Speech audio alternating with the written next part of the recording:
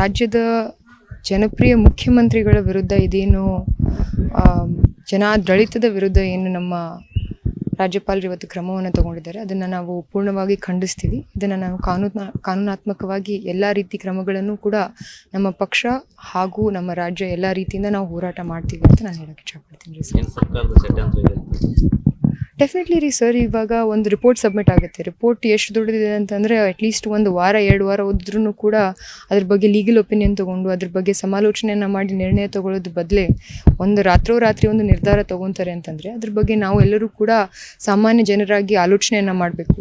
ಸಿದ್ದರಾಮಯ್ಯ ಸಾಹೇಬರು ಕರ್ನಾಟಕ ರಾಜ್ಯ ಕಂಡಂತಹ ಅತಿ ದೊಡ್ಡ ಧೀಮಂತ ನಾಯಕ. ಅವರಿಗಿರುವಂತಹ ಜನಪ್ರಿಯತೆ ಬೇರೆ ಯಾವ ನಾಯಕರಲ್ಲೂ ಕೂಡ ಇವತ್ತು ನಾವು ಕರ್ನಾಟಕ ರಾಜ್ಯದಲ್ಲಿ ನೋಡೋಕ್ಕೆ ಸಾಧ್ಯನೇ ಇಲ್ಲ. ಸೊ ಅಂಥ ಒಬ್ಬ ದೊಡ್ಡ ನಾಯಕನ ವಿರುದ್ಧ ಇವರೇನು ಷಡ್ಯಂತ್ರವನ್ನು ಮಾಡ್ತಾ ಇದ್ದಾರೆ, ಇದಕ್ಕೆ ತಕ್ಕ ಉತ್ತರವನ್ನು ನಾವು ಕಾನೂನಾತ್ಮಕವಾಗಿ ಕೊಡೋದ್ರ ಜೊತೆಯಾಗಿ ಸಾಮಾನ್ಯ ಜನರು ಕೊಡ್ತಾರೆ ಅನ್ನುವಂತಹ ನಂಬಿಕೆ ನನಗಿದೆ ಸರ್.